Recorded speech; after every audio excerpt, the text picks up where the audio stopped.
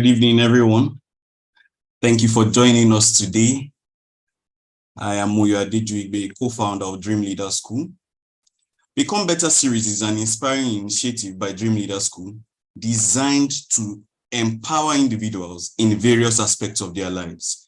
This series is dedicated to addressing a wide range of topics and issues that commonly affect people across different segments of their lives, including finance, lifestyle, career, and savings, by providing valuable insights, practical strategies, and expert advice. The Become Better series aims to guide individuals on their journey towards becoming the best version of themselves.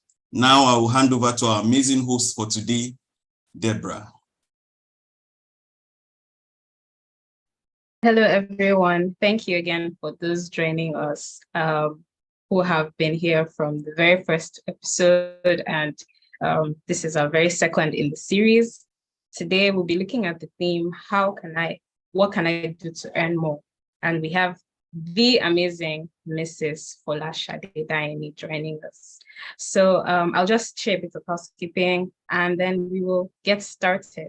If in case during the course of, if you're listening on YouTube, Moya will be helping me to take down questions, and hopefully once we're done with the conversation this evening, in case it's evening where you're joining, we will take your questions, and hopefully before 7 p.m. we'll be able to do that. So I'll just go right to the opening statement for today, and I'll then introduce our special guest for today. So very briefly, so that we can get this show on the road, I would like to offer a bit of encouragement. As you glean insights from this episode and from every episode in this series, as much as possible, give careful thought to what are the most critical strategies that I need to implement? What are the most critical strategies from everything that I've heard that I need to pay attention to?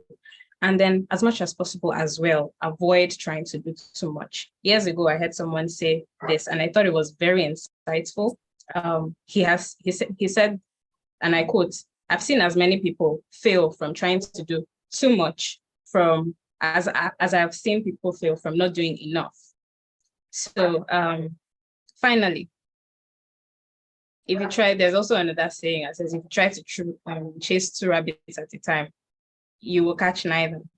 So that's, as you listen, please just try to pay attention to everything that's said, but also once you're leaving this conversation today, please make sure that you have at least one or two things that you say, okay, this is what I'm going to implement. Thank you so much. So our guest is here, she's online. Thank you so much, Folasade, for joining. We're really excited to have you join us this evening. Thank you for making out that time. So I'll just go ahead and read her bio and we can begin with the conversation this evening. Folasade is a believer, a Texas, a lifestyle creator, showing people how to do life and love God's way. She transitioned into tech during the COVID-19 pandemic and enjoys creating content that helps others do the same. Folasade volunteers with youths across the MENA and EMEA region to increase their earning power through skills and resources for a no-code tech career. As a content strategist, Folasade is intentional about building content that first serves the reader before algorithms, therefore providing content real estate that stands the test of time for any brand she works with. Her expertise is demonstrated in her ability to create engaging and informative content for many audiences through a strong understanding of content marketing principles, including search engine optimization. Folasade helps to drive relevant traffic to company websites, leveraging content as a growth strategist. With a resounding virtual emoji applause, please help me make welcome Ms. Folasade. Mrs. Folasade Daini. Hi, Debbie. Hello, everyone. Thank you for having me. Please let me know if you can see me. My video is on. I can see you now. Hi, Debbie. Hi. How are you doing? Fine. So good to see you. Good to see you. Yeah.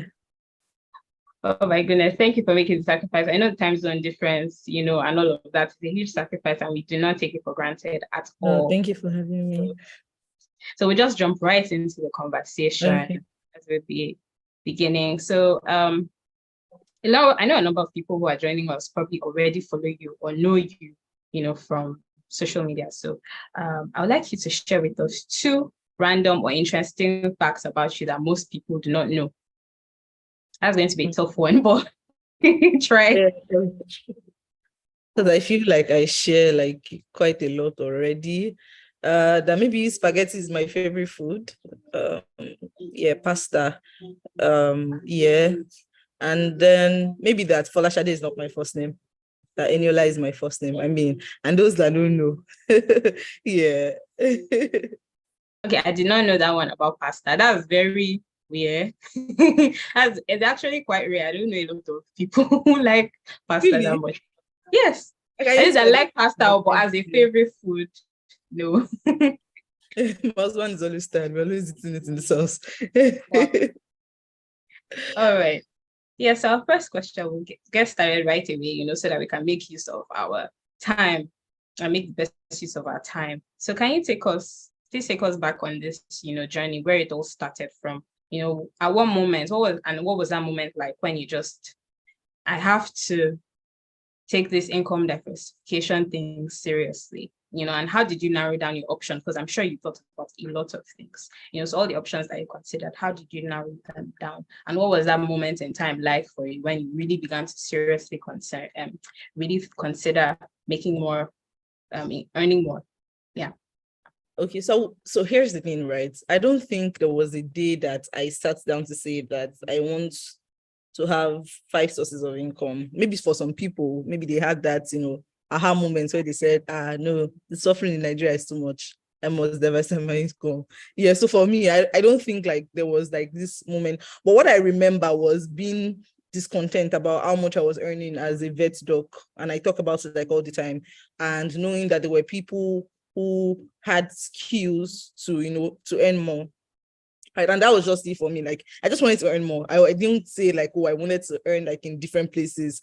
I was just dissatisfied with the system that caters to both veterinary doctors and medical doctors in Nigeria, where like you're working a lot, but the pay is not so commensurate. Of course, in North America and in the UK is like they pay doctors well, but in Nigeria, especially even with the governments or even when you're like with private institutions, the pay isn't great. You get, and I was just like tired of that. So I think it was just from, and I usually tell people that most of it was from like watching people, the community, the people around me, the young people around me, watching, Dami from MIGD, for example, watching a lot of some of our friends, our mutual friends, watching them and knowing that, these people are doing like great and there's nothing stopping them. If they can do it, then I can do it as well.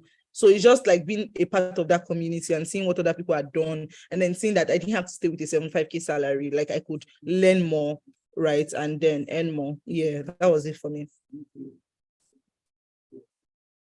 Yeah, thank you. In fact, I remember, flashbacks to 2020. I remember one of your very first interviews one evening at That was my first job. I remember you were in the office that day. Yes. Yeah. Yes, I was. Please excuse the background noise. I don't know if it's really coming out that much, coming through a lot, but it's amazing to see how much you have grown since then. And the journey really is extremely inspiring for someone like me who is watching as well. So been moving to the next question. So we'll start to explore a few scenarios. There are a lot of people joining in today who, they fit into one of these categories and they probably have questions like that on their mind. So I'll just read some of them. So for a person who is saying, okay, I currently work a 9-to-5 corporate type job. However, I find that my salary is not enough for me. You've been there, for me to live on comfortably. And, also helping other people, because that's one thing that probably we weren't told enough growing up, that when you eventually become an adult, you're going to begin to support people. And then, just on your own, want to help other people and all. So what effective strategies can I employ to increase my income?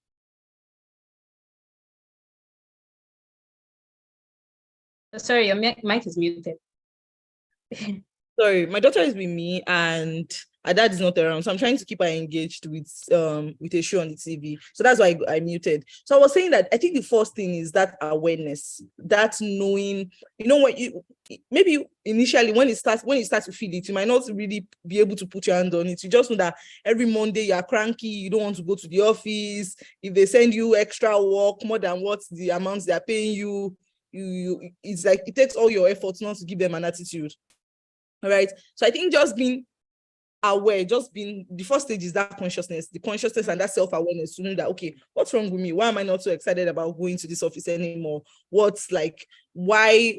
So that just awareness, what's okay, or maybe like you get paid, and especially with the inflation in Nigeria right now, and by the time you buy fuel for your gen, by the time you buy food stuff at almost 4x the price now, like everything is finished, and you're like, okay, maybe you even enjoy your job and no matter what they give you, but it's just not enough. So just that awareness, it's important. I say that's like the first step, being self-aware, because self-awareness is very key because you need to know what level you are. Do you understand? And then before you can move forward, then the next thing will be to assess and say, okay, it's just like, let's say you're broke now, for example, but you have a house full of like resources, full of maybe gold or something.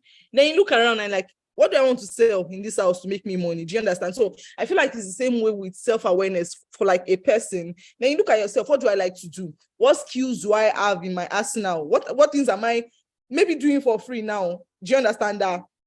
I can put a price on and sell. Do you understand? And then just like looking at yourself, for me, I'll use myself as an example, right? Part of the things that, and again, I will say that from this journey is like really progressive, and this is the part where I would say don't despise whatever little thing that you already do for free, or whatever little thing that people already compliment you, to be good at. Don't despise it at all. Just say hello, Rere. Yeah, so don't do that. So for me, I would say the first step was that discontent, then being aware. Then I remember very vividly, I was living in a BQ at the back of the hospital. Then it was a one room, where that was where everything was, my pot, everything, my bed was on the floor. I just moved from school to Lagos, so I was like really excited. I bought my bed myself and all of that. But after a while, that excitement wore off, and I'm like, this is not how I want to live my life. Do you understand? And then I started to write down. I remember there was a jotter where I wrote that I will have a flexible career. I will have a career that allows me to be all that God has called me to be. And then every other morning, I didn't do it every morning, I'll look at it and confess that I will have a career that will allow me. I was still in my 9-to-5 place physically. Do you understand? But being aware and then starting to take stock of what do I enjoy doing? Really, I knew that I like to talk. I knew that I like to write. So now taking stock. So that was why, in fact, most times when I share this, I tell people that, oh, it was Salem's course that I took that really helped. But that was how I even knew that Salem's course was going to help me. Do you understand? Because I had done like an assessment of my skills and the things that I enjoy doing that, could bring money that I'd seen other people earn from. And then I took that course.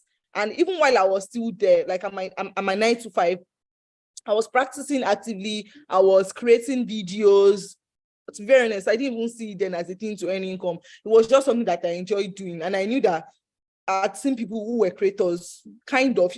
Being a paid creative wasn't mainstream then. There were a few people who were doing it. Salem was one of those few people. Do you understand? So I just started like creating, that content and just putting myself out there. And for the first 2 years, my following didn't even grow significantly. I didn't get any brand deals. I was just creating because, I enjoyed it. However, because I had taken that course, Salem like taught a few things. When that opportunity, that job interview that you mentioned came up, do you understand? I was not able to mention someone. I was able to talk intelligently at the interview because it was a good opportunity. And if I wasn't able to talk intelligently, I wouldn't have gotten it, no matter the fact that it was someone that knew someone that referred me. Do you understand? And I would just say that's what I've said.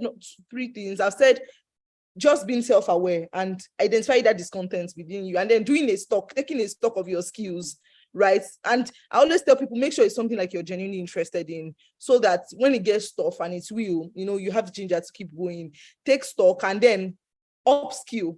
Which was what I did with Salem. And while you are still at your 9-to-5, begin to practice the things that you learned during your upskilling process, and and start putting yourself out there. And I'm sure that by the time an opportunity now comes, like that friend that referred me for a role, you would be able to handle it better, right? And like maybe switch into a more lucrative career, or maybe start teaching other people how to do it. Amazing. I've written down a number of things, probably come back to them, but one of the things that really, really stood out to me is take stock. A lot of people might in the now feel like they don't have anything, and so you really need to take stock, make sure there's things that you're really interested in so that when opportunities come, you can seize those opportunities. Thank you so much for that. Okay, so a sub question, for you, it started with, content development, you started to make videos and writing, you really began to sharpen that skill, right? So for someone who would be asking themselves, what kind of, alternative sources of income can I explore to supplement my main job? Maybe eventually I would leave what I'm doing full time right now, but, on the side, what can I do? What's your question, Debbie? So yes, alternative sources of income that people can consider, that they can do on the side. Yes. I feel like this question is very, and I saw it like when you guys shared like the itinerary with me. I feel like it's very open-ended. Do you understand? It's a question that has to be customized based off whether it is, do you understand, that someone is talking to? And I do this like during my one-on-one sessions when I'm talking to people, because I need to ask you, because I had a one-on-one session. I will use this person as an example. I will still answer it. I'm just saying, like, to get the best response for it, the person has to be, he has to be customized. Do you understand? Okay. But I'll give an example. I was talking to someone during like a one-on-one session. They booked a one-on-one session with me. And by the time we started talking, she shared that she's also a mom. She also works in tech. Do you understand? But she also wants to be creating content full time, right? And by the time like she and I were done, we're able to like work out something customized for her. Do you understand? Yeah. Okay. But what I would say is that there are 1,000,001 opportunities, 1,000,001 alternative sources. And as a creator that I am, right, I would say that one of such is creating like digital products. Let's say, for example, now, whatever like job that you are currently doing, maybe something like people want to get into or people want to learn about. I think the first thing to even do is not to underestimate whatever it is that you have, whatever knowledge that you have. Maybe you know how to make hair, maybe you know how to, bake, maybe you know how to, maybe you know how to sell things, to do thrifts. Do you understand? You can convert whatever that knowledge and, and make a digital product and sell. That's a very passive sort of income. Right. And then if you're a content creator, brand deals are one of the major ways that content creators. Why? Sorry, Debbie, just give me a minute. It's fine.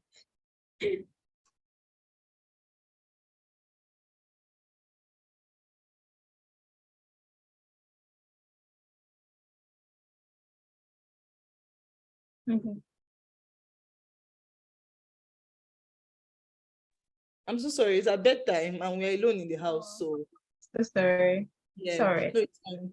Yeah. Okay. So as I was saying that that not underestimating whatever knowledge you have and creating a digital product can be a checklist. It can be a PDF guide. And even if you don't know how to do that, do you understand? You can hire one of these social media people that know how to use Canva. And then you create it and then you put it on maybe Main Stack or Seller, for example. Do you understand? I have a couple of digital products on Seller that some of them are free, some of them like confessions for pregnant women. I have some a content marketing, ebook. Do you understand? And that is when I just check like my bank and I just see alerts from that. Do you understand? That's like a good passive source of income. Another good source of income is speaking engagements. And I'm talking like as a creative. Do you get, like, people reach out to me like all the time, and initially I used to do it for free, like especially like if I don't know you, like if you're not like a family friend or maybe you are not an NGO or something, and even tech startups. And then I started to say, oh, sorry, I charge a fee, do you understand, for for this conversation. So initially I used to do that for free, but my time is so valuable now. Do you understand that I can't afford to? So if you really genuinely want me to talk, do you understand, then you will pay for it. So how can and so you can say, Folasade, you've been talking for a while, like people know you in this space. How can I, as a beginner, do you understand, start earning money from speaking engagements? I would say that a good way to do that is to, start generally talking about things that you know about on social media, start building a personal brand. And then maybe whenever you get, called to a speaking engagement, talk about it, post about it on LinkedIn, share some of the nuggets. Do you understand? And I do this for some of my speaking engagements, so that people begin to attach you with that topic, and then they begin to invite you to speak. And after taking a couple of free engagements, I did free speaking engagements for almost 2 years. If I started charging for it, you don't need to wait that long. Then you can begin to charge for it. Then another thing will be affiliate income. Right, affiliate income is a very good way. I know that there's a lot of bad PR about it, right? But it's also a very good way to earn passive income, especially when it's a product that you use every day and is aligned with your personal brand. So, for example, now I talk about savings, as an immigrant in Canada a lot, and looking for high income, savings, platforms. There is this bank, EQ Bank, that they have an high interest savings platform. So sometimes I just, link them. I just put them on my, story, and you probably earn like $20, $50 if you refer someone. So now imagine that, you have like 10 of that. It's small money, but it trickles and it adds up. And then another thing would be to say, start a small business. I literally have an article about this on 10 small business ideas that people can start with less than 5K, like even in today's economy, right? So if you check my my TL on Twitter, you will see, the links that we can just put small business ideas. You will see it, or you can search our past. If you are watching this, it was for a startup, supporting small businesses that I wrote it. So they have like a list of 10 small businesses that, you can start by deciding. Not everybody is going to offer digital products. Some of your side businesses or extra sources of income might have to be, do you understand, physical work. Yeah, so that's why I said it's open-ended, depending on what you can do, depending on what your knowledge is. And another very good way is consulting, right? Maybe you are so good about maybe renting house or doing something, and every time people are always calling you to pick your brain, for free. And maybe you even have templates that people can, use to maybe budget or something like that. You can convert it and say, okay, pay for one-on-one sessions. Like, do you understand? To book a one-on-one session with me, maybe you have to pay 20K or 15K. Do you get my point? Yeah. Yes, that was absolutely invaluable insight, because one is that a lot of people sometimes, when thinking about a question like this, they will think of a list, okay, or they will read all these CNBC articles like, 10 highest paid side hustles right now, and all of that. They Google it, but the best approach really is to start with, what do I know how to do? What am I interested in? What am I currently doing for free? And even that period of doing it for free, that's one thing I learned as we were speaking. Shouldn't overlook that period, because at that time, you're refining and sharpening that skill, right? And, you are getting data, feedback, free feedback, and, before you know it, it's a whole package deal that you can then, offer as a service or as a product. Amazing. So as these ideas begin to flow, as people begin to think about income, sorry, Riri, we're so sorry for cutting into your bedtime. She's going to be okay. Let's just continue. Yeah. Okay. Okay, so next question. Once people begin to think about all these ideas, there's this topic of self-sabotage I would like us to consider. As the ideas begin to flow, I begin to consider a lot of things. There are certain ways, or beliefs that you might have, mindsets you might have, that you hold yourself back. You might be afraid, what if I get out there on the global stage, and then I mess up? Or what if I can't handle the pressure, and I begin to let people down and all of that. So, especially when you actually do not want I think one of those major fears is sometimes word getting out, that no, don't use that person or this person, they flopped the last time I tried, I've heard story, so all those kind of things, so please, once things started to, compound for you, or even before you started, how did you deal with that? So you see, the thing with imposter syndrome, right, is that it will never go away, and that's the truth. And even when you are like a known name already, you always have that feeling that what if people are talking about me? This girl, she's always talking about building a personal brand, what if people say she's really not that good or something like that? But you're just going to have to move regardless of that feeling, right? And another good way to counter it would be to always to actually know your stuff. And I tell people all the time that it's not enough to just build a personal brand, right? It's not enough to just say I can do this thing. It's very important to be able to do it. And it's also very important to be transparent about the part of maybe that work that you don't like. Do you understand? So maybe yours is content creation and you find video creation very stressful. Talking about it, for example, do you understand? And like maybe like, or you don't like a particular part of your work, just humanizing that process so that people know. But above all, because even us human beings, like even with big brands that we patronize, do you understand? There are times where, and I'm not going to mention any brand here, but there are times where I've gone to buy something from a brand and maybe I didn't like their food or something. I will still go back there after a while. Do you understand? You people who talk, MTN, Kiniko, this one, do you understand? But MTN is not because I mean, they had one downtime, or GT Bank because they didn't work for a couple of days. They're not going to, because of that, not, do you understand, now shut down and say, people are saying we are bad. That's going to go out and make their money. So there's something someone talked about. The person said, that she wears like, when you take up like the form of something, like every time she goes to negotiate or she's selling herself, she thinks of herself as a white male professional. And this person that talked about it, like she said she has a persona, do you understand? That the person is, maybe she named the person and gave person like age, like he's 35 years old, he's white, and he's a male. White male professionals are very audacious. They can apply for a role. There is this like confidence that even if they are 20% qualified for a role, and even research has shown that women are less likely, to apply for a role they are qualified for compared to their white male counterparts. Do you understand? So there is that part of just, having it in your head. It's like a cheat code. I'm not saying like think of, but whenever you're like in a situation like that, I think what will maybe that's the name of your white male, alter ego. What will you do? Do you understand? And just go for it. And yes, people talk. People will talk. They're supposed to talk. I took a storytelling workshop recently about telling better stories about what you do and selling yourself.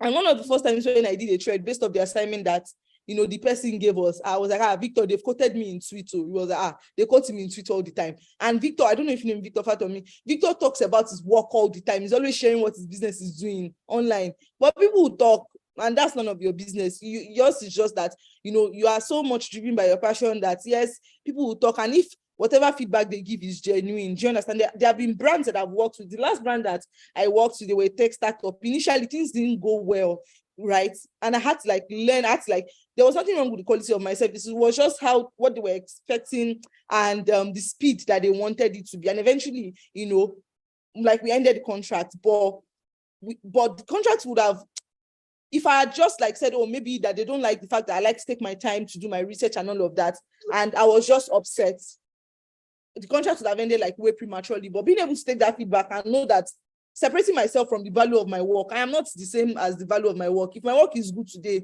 it doesn't mean Eniola is good. If my work is bad, it doesn't mean I am bad. I am not my work. So just being able to separate yourself. Yeah, that is incredibly helpful because, okay, so there are a few things I took in note of, and there was something that you used to talk about a lot, at one point, taking courses. And that's the very first thing I picked from what you were saying. Start with this mindset, always have this mindset that I'm always going to be learning, I'm always going to be improving. The level I'm at now, there's going to be a level, for example, if you're doing a client-based something, I'm starting in the tens now. There's going to be a time where I'm going to be dealing in hundreds and thousands, so how do I deal with that volume at that time? So I'm always going to have to learn and update my knowledge. And then another thing that you said that I really, really found very insightful was don't portray that image of I am, Superman, I don't make mistakes, I am, superhuman, right? Be vulnerable and be like, I struggle in this area, this is what I'm working on, and all of that. You mentioned videos, and also just be okay with the fact that people always talk. You're doing good, you're doing bad. People, even when you're doing extremely good, people will probably want to say that you're cocky or something, So, if there are other mindsets, that are holding you back, from really exploring those ideas that you have, note them down and then ask why and try to deal with them in the most, reasonable way. Thank you so much for that. That was very, very insightful. So the next thing I'm going to ask is, for young professionals, people who are working. Okay, sorry, I've seen the message. For young professionals, for people who work corporate type jobs, how can, they leverage personal branding and networking, in increasing their earning potential? So for someone like you have worked corporate and personal side businesses, so how can that play a role, and how can they make themselves more marketable as individuals?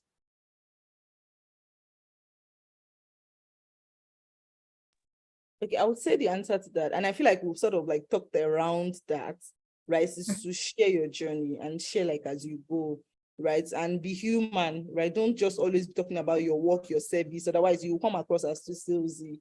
But share other parts of you, what you like, your interests, what are your values, lifestyle. There are people that follow me because of Rere, right? And they've started following me because of Rere, but we've done business together. Do you understand? There are people that follow me because of godly dating, advice. There are people that follow me because maybe I tweeted about being from Lafenwa, do you understand? Or I talked about, joining CCI. There are people that follow me because I'm a CCI person. Do you understand? So just making sure like you take an all-round approach. That's something I'm just learning. And that's something I really learned from that storytelling workshop I took over the weekend, right? Is to and I've been doing it consciously. It was just that it's sort of like being reinforced, like just to be all-rounded, such that when you're now selling your products, you understand, it's now not salesy, or when you're not sharing your skills or selling yourself. So you can either sell your product or you can sell yourself. Like people can relate with you. It's just not, oh, that person who does, engineering, or use a back-end developer, for example, or who is a project manager, or is that now that person who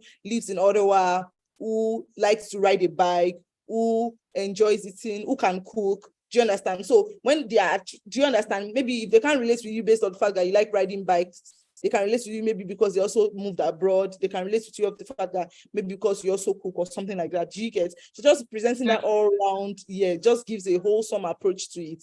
Yeah. And I feel like part of the things, and that's part of like the services like I offer, that my business offers, right, is that part of branding. Although we do it for founders and like executives, like in companies that they really want to brand themselves, they want to be able to land more investor money, or they want to or maybe like a professional that just wants to be able to say, this is how I want to work.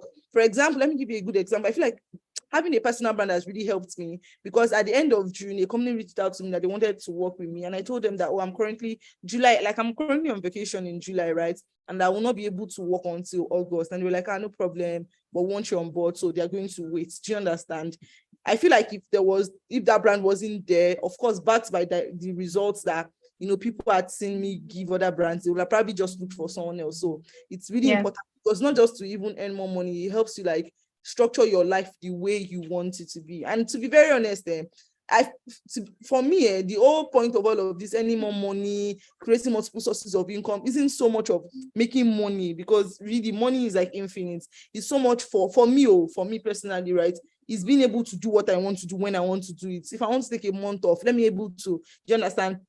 If I need to babysit my daughter, if her daycare is not available, let me be able to spend that time. If my husband needs me, do you understand? If I just want to sleep, let me just be able to sleep. For me, that's the greatest definition of wealth. Do you get? Just being able to do what I want to do, right, when I want to do it. Yeah. Yes. Amazing. So we'll move to the next question. Thank you so much for that. We'll move to the next question. So for creatives now, the previous question we dealt for professionals. So for those who are in that creative space, the creative industry, I would pivot a bit from the initial question I was going to ask in this regard, because you have answered it in different ways during the conversation. So they have, taken time to hone their skills and take stock of, okay, this is what I can offer. I've been doing it for a while. I'm sure that it's a solid product or service. How do they begin to structure, what they have, whether it's how they onboard people, how they have those initial conversations and all. There's something I noticed that some people eventually have to put a little structure around. And then from your personal experience, you can give us other examples, right? That they never knew how much initial conversations with potential clients can really drain you, So sometimes people have to automate those or send a form and all of that, so what other areas can they begin to like consider making structure in these areas fast before, you become so exhausted and overwhelmed with so much work? Okay, so I would say that if you can get an assistant, get one. If you can't afford an assistant yet, I would advise making use of Calendly, getting a paid book. I use my Calendly is paid, and like there are different categories. If you want to work with me, if you want to book a project consultation, like my company, you can. There's a Calendly for that, and I make sure initially when I started, me too, I was very in the whole excitement of helping people, helping businesses. I opened it up to everybody. People began to book almost like 4 calls per day. And they were not even qualified. They were not people that could pay my money. So what I just did was that I only put very few slots on my calendar in that regard. And I have a calendar as well for people who want to hire me. And I have a calendar for people who want to book influencer deals. And even for that one, what I do is that I have a rate card. So putting little things like that, like having a rate card, like having like an SOP if someone wants to work with you.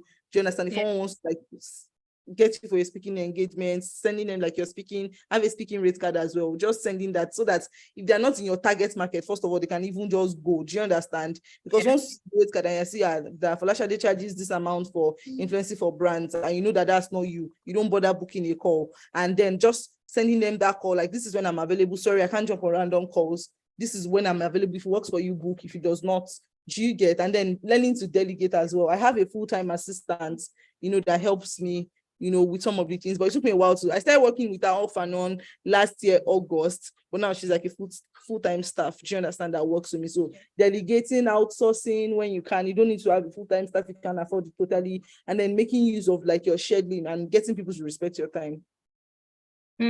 That's amazing. Getting people to respect your time. That's a major one that I'm taking away from what you just shared. So we'll just move to our 2 last questions very quickly, so that we can let you off. Thank you so much for your time so far. And thank you everyone who is listening. If you have a question or two, we might only be able to take just one question so that our guest, we can leave her, to get off the call very soon. So if you do have a question, please share it as soon as possible so that we can note that down. So can you share with us what's some potential risks or challenges, people could encounter during this, journey?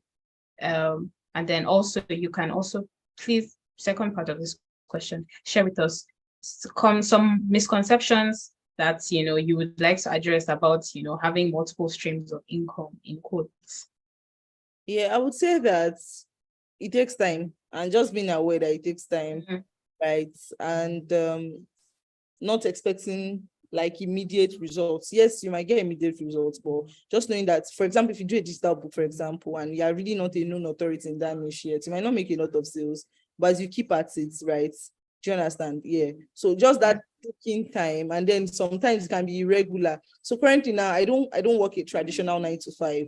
Do you understand? And then I've had 10K months this month, right? I've had 8K months, and that irregularity in income, right? It's nice when you are having like a lot of clients, like money is coming in from maybe from like my YouTube, for example, from brand deals, from the tech, companies that I consult for, from my book sales, from people booking, one-on-one session with me. There are times when I've had like all of that in 1 month. And then there are times when all you have is just like your retainer clients. Do you understand? So just that irregularity and just knowing that you have like very good months, and then you have months that are just there, and just preparing accordingly. So when you have like maybe a 15K month or a 10K month, you're not splurging. Do you understand? You're saving, you're building an emergency fund. That's number one. Then the second thing is also that being in that waiting phase. For example, maybe you want to switch, you've been applying, for roles and you're not getting it. Yeah. Do you understand? Just being in that space, where just that waiting phase can be very tough, for some people. And then final thing I would say, what was the last question you asked me? Yeah, misconceptions that people sometimes approach this journey with. Wealth building takes time. Do you understand? Building wealth, building capacity for wealth. I read something that Nathan Barry said. Nathan Barry is the founder of Customer Convert Kits, is an email marketing platform like MailChimp.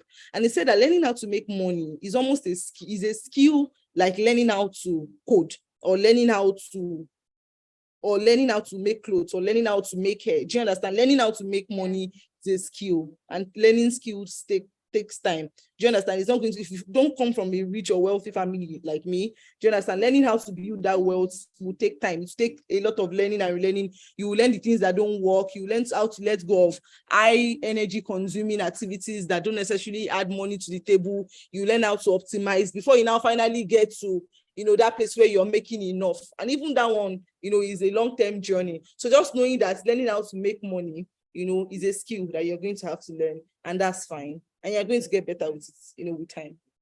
Yeah, true. It does take time, and I'm really glad that you emphasize that, because most times we think that, like a popular song, things will fall on your lap when you start out, and it doesn't. And it's not so that you have a reality check or a shock. It's just the natural way of things, and it doesn't mean that you're doing things wrong. It just means that it's your process that you're going through, and you need to go through it. So our last question, we do have a question on YouTube, but our guest already answered that earlier. So what we'll do is, after now, we will share, we'll try and share those links to the resources she mentioned. So the person is asking about resources that they can use to take stock of their skills, which you already mentioned, the articles that you had written, and another link on your Twitter page. So our final question for today is, what are some things that you wish someone had told you before you started your journey?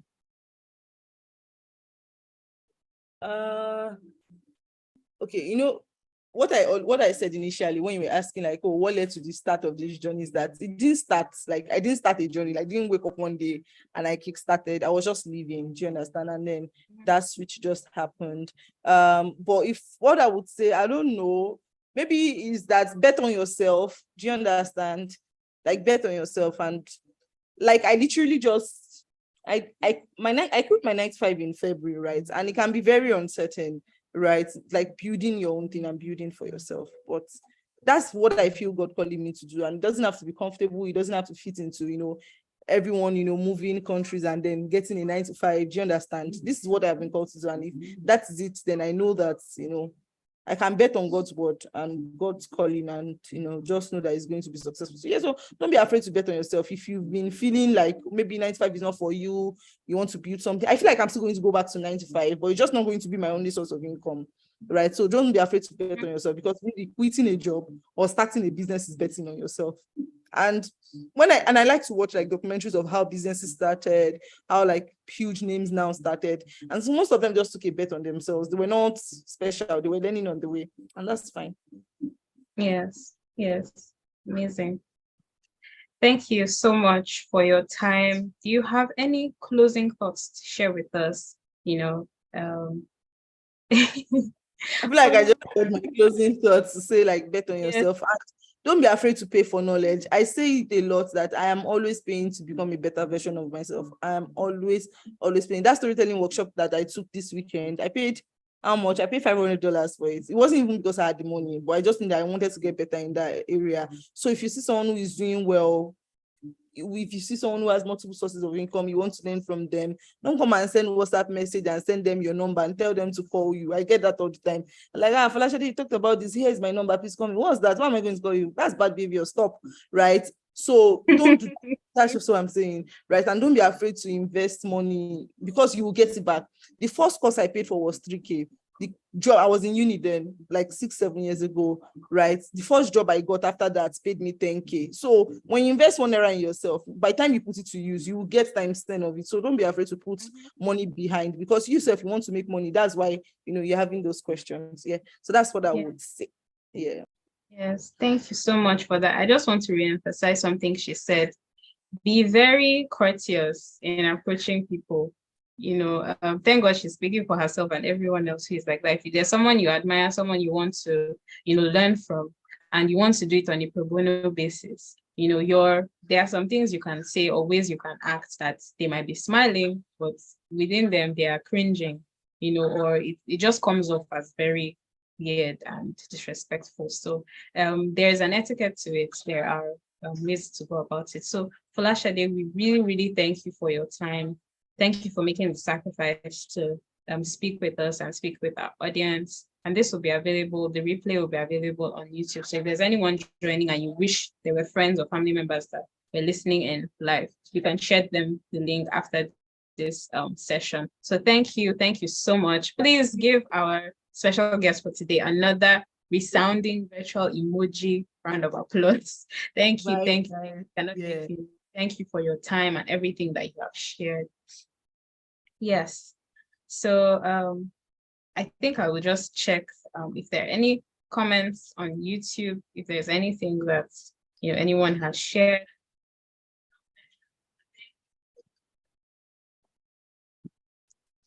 Is there any comments or questions that we can really quickly deal with? We're ending early today. Last week, it looked like we couldn't, really finish on time, but today we are right on time. So let me just take a minute and check on YouTube. Okay. Okay, so it doesn't look like we have any. All right. So in closing, I would just like to say another word. Towards the beginning, our co-founder shared with us, for those who weren't there at the beginning, he spoke to us about the Become Better series, which is an initiative by the Dream Leaders School.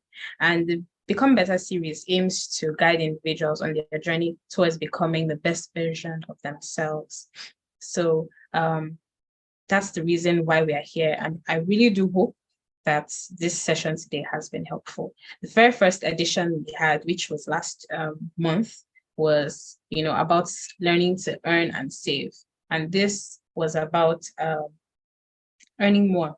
Sorry, the first edition was about saving and investment. And this one is about learning how to earn more. So I can almost say that we've dealt with three, hard-hitting and three very fundamental, aspects of, some people will call it financial independence or financial freedom, whatever you want to term it, really, because that is, I believe, a very big topic right now and a very big concept that a lot of people are examining right now. So like we said at the beginning, during our opening thoughts, please, once you've gone through a series or, a webinar or seminar, or you've read a book, many times you've left with your head full, you've left with a lot of insights. But it's really, really important to narrow that down to what are the most critical things I've learned right now, and what do I need to start doing right now, so that you're not doing too much, scattering your attention in different places, and then there are actually no results at the end of the day. So thank you all once again. Thank you again for joining us today, and looking forward to seeing you again next month. Thank you. Just need to check one more time if we have any comments. Okay, we are good. So thank you for joining us. I remember I didn't introduce myself earlier, but Moyo did mention my name. I'm Deborah Folasade, your host. Thank you for joining us today. Enjoy the rest of the evening, or depending on what time of the day it is in whatever part of the world you're joining from. So enjoy the rest of your day or evening. Bye.